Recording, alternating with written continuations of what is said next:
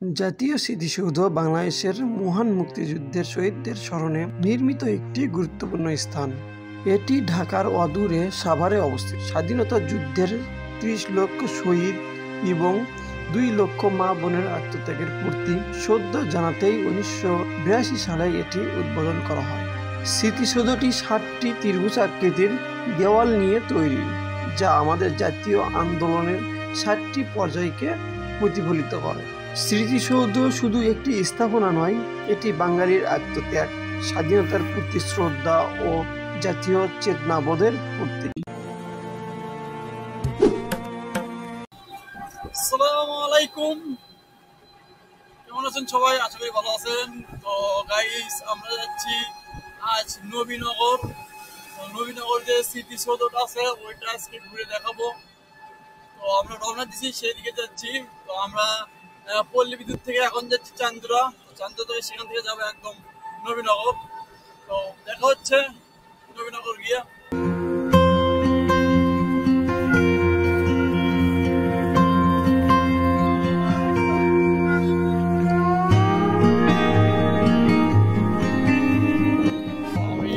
স্মৃতিসৌধের মধ্যে আছি। তো আমার ডান পাশে দেখতে পাচ্ছেন ওইখানে স্মৃতিসৌধ।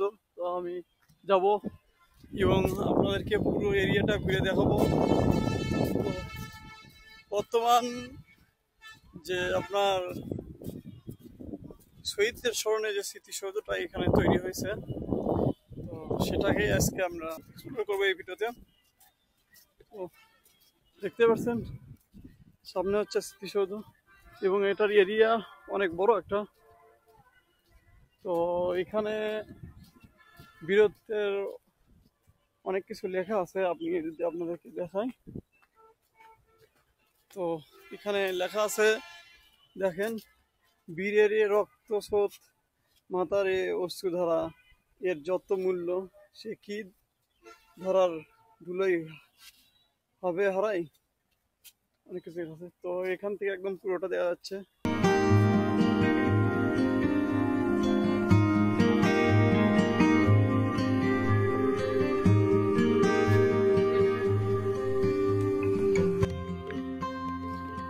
গাইস, আমাদের ঠিক সামনেই স্মৃতিসৌধ এবং এই পাশে একটা লেক আছে। তো এই পাশে হচ্ছে একটা লেক, আপনারা দেখতে পাচ্ছেন হয়তো, এটা লেক। এবং অনেক মানুষ এখানে আসছে দেখার জন্য, অনেক পর্যটকরা আসছে এখানে ঘোরার জন্য, দেখার জন্য। আর কেউ কেউ এখানে বিশ্রাম নিতে আসছে। তো দেখতে পাচ্ছেন চতুর্দিকে শুধু মানুষ এবং সামনে হচ্ছে স্মৃতিসৌধ। তো আমরা সেদিকে যাচ্ছি। তো আসলে এটা অনেক শহীদদের রক্তের বিনিময়ে তৈরি, কারণ শহীদদের যাতে আমরা ভুলে না যাই সে কারণে এটা তৈরি হয়েছে।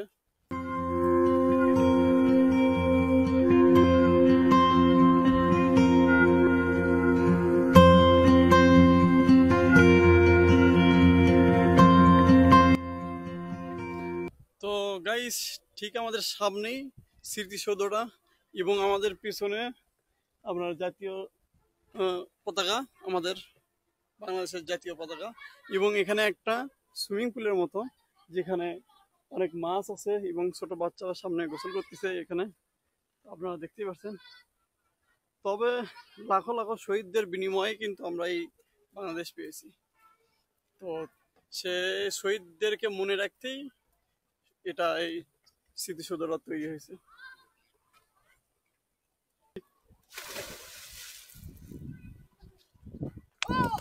তো গাইস, আমি এখন স্মৃতিসৌধের সামনে, কিন্তু আমাদের এইখানে দেখতেছেন যে একটা লেক আছে, লেকে আমাদের ছোট ভাইয়েরা গোসল করতেছে। তো তোমরা কি জানো যে এটা কি জন্য তৈরি হয়েছে? জানো না? তোমরা জানো না? এটা তৈরি হয়েছে যুদ্ধের সময় অনেক শহীদ মারা গেছে, অনেক শহীদের রক্তের বিনিময়ে আমাদের একটা স্মৃতিসৌধ। জানো না? তোমরা এখানে গোসল করতেছ অথচ জানো না, তাই না? তো গাইস, দেখতেই পাচ্ছেন স্মৃতিসৌধ। তো এটাই বাংলার ইতিহাসকে মনে রাখার জন্য। তোমার নাম কি? এখানেই থাকো তোমরা নাকি? পল্লী বিদ্যুতে থাকো, সেখান থেকে এখানে গোসল করতে আসছো নাকি? আর যাবে কি করে নাকি? আচ্ছা হ্যাঁ, আচ্ছা হাইটে যাবে পল্লী বিদ্যুতে? ও, তোমার বাসা পল্লী বিদ্যুতেই? পল্লী বিদ্যুতে থাকো না? তো আমার পিছনে এটাই হচ্ছে স্মৃতিসৌধ। ওই পাশে এই পাশে হাজার হাজার লাখো শহীদদের কবর। তো আমি সেগুলো আপনাদেরকে দেখাবো। এই পাশে যেগুলো আপনারা দেখতেছেন। হ্যাঁ, বলবা কিছু? বলো তোমার ফিলিংস কেমন, মানে তুমি রংপুর থেকে আসছে এই স্মৃতিসৌধ দেখার জন্য। কার সাথে আসছো? আমার আম্মু, আমার খালামণি, আর একটা ছোট বোন। শুধু এই স্মৃতিসৌধ দেখার জন্যই? তুমি কি জানো এই স্মৃতিসৌধ কি জন্য তৈরি হয়েছে? হ্যাঁ, শহীদদের স্মরণে। হ্যাঁ, 1971 সালে লাখো শহীদের স্মরণে আমাদের একটা স্মৃতিসৌধ তৈরি হয়েছে। কারণ আমরা যদি এটা মানে সে সময় তৈরি না করতো, তাহলে আমরা ভুলে যেতাম যে আমাদের 71 সালে যুদ্ধের সময় যারা প্রাণ দিছে তাদেরকে আমরা ভুলে যেতাম। তো তাদেরকে মনে রাখার জন্য একটা স্মৃতিসৌধ তৈরি করা হয়েছে। তো তোমার নাম কি? আইডিয়া কোন ক্লাসে পড়ো? টেস্ট ক্লাসে পড়ো? আচ্ছা। বুঝছি। তো ছোট ভাই, তো সে আসছে রংপুর থেকে। গাইস, আমি এখন যেখানে দাঁড়িয়ে আছি এটা হচ্ছে শহীদদের কবর। তো এটাই মূলত শহীদদের কবর। এখানে লেখা আছে অজ্ঞাত শহীদদের কবর।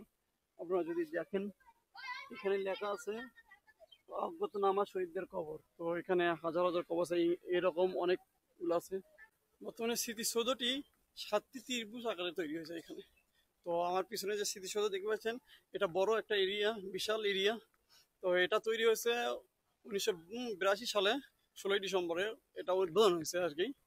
তো এখানে দেখতে পাচ্ছেন এখানে অজ্ঞাতনামা অনেক অনেক শহীদদের কবর, যার এখন পর্যন্ত কোনো পরিচয় বা কোনো ঠিকানা পায়নি। তো এটাই হচ্ছে স্মৃতিসৌধ। কারণ স্মৃতিসৌধ আসলে বাংলার ঐতিহাসিক কথা মনে পড়ে, যেগুলো যুদ্ধের সময় হয়েছে। তো অনেক লাখো লাখো মানুষের জীবনের বিনিময়ে আমরা পেয়েছি এই বাংলাদেশ। তো বিশেষ করে এই স্মৃতিসৌধ এটা একমাত্র হওয়ার কারণ হচ্ছে যাতে আমরা বাংলাদেশের ইতিহাসকে ভুলে না যাই।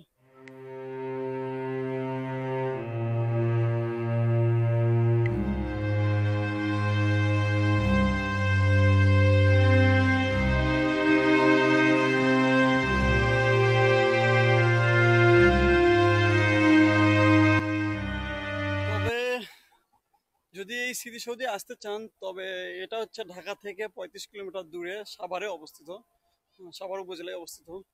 তো আপনি যদি আসতে চান তাহলে আপনার 30 থেকে 40 টাকার মধ্যেই আপনি এখানে আসতে পারবেন। আমার সামনে একটা হেলিপ্যাড আছে, এখানে একটা হেলিপ্যাড, তো আমার পিছনে একটা, এই পাশে হেলিপ্যাড। তো এখান থেকে সোজা আপনার স্মৃতিসৌধটা দেখতে পাবেন। পুরোটাই দেখা যাচ্ছে এখান থেকে। তো অনেক সুন্দর লাগছে দেখতে। তো হেলিপ্যাড এইখানে একটা, এইখানে একটা, দুইটা হেলিপ্যাড এই স্মৃতিসৌধই। আর নিচে একটা লেক আছে, পুরোটাই লেক।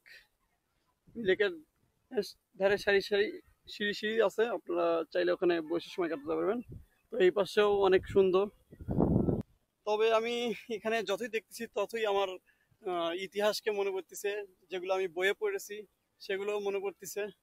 কারণ আমাদের শহীদেরা যারা এখানে শহীদ হয়ে শুয়ে আছে, তারা যে আমাদের এই দেশের জন্য কতটা কতটা ভালোবাসা দিয়েছে তা বলে বোঝানো যাবে না। এবং তাদের কবরও এখানেই। কিন্তু দুঃখের বিষয় একটাই, আমরা বাংলাদেশকে চিনি না। আমরা বাংলাদেশকে আমাদের নিজের দেশ বুকে রেখে যে দেশকে ভালোবাসবো, আমাদের বুকের মধ্যে রেখে যে ভালোবাসবো, সেটা আমরা বাসি না। আসলে সবাইকে দেশকে ভালোবাসা উচিত। কারণ দেশকে যতক্ষণ তো আপনারা ভালো নাচতে পারবেন, দেশের প্রকৃতি সবকিছু আপনারা কখনো বুঝতে পারবেন না, অনুভব করতে পারবেন না। তো এটাই হচ্ছে স্মৃতিসৌধ।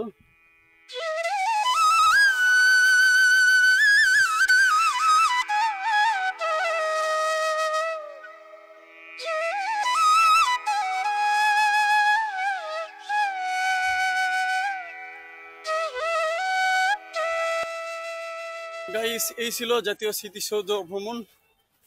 তো আমার পিছনে দেখতে পাচ্ছেন জাতীয় স্মৃতিসৌধ। তো আমরা আসলাম এখানে, ঘুরলাম, আপনাদেরকে দেখালাম। তো সবাই ভালো থাকবেন, দেখা হবে নেক্সট কোনো ভিডিওতে। সেজন্য সবাই ভালো থাকেন, সুস্থ থাকেন। আল্লাহ হাফেজ, টাটা।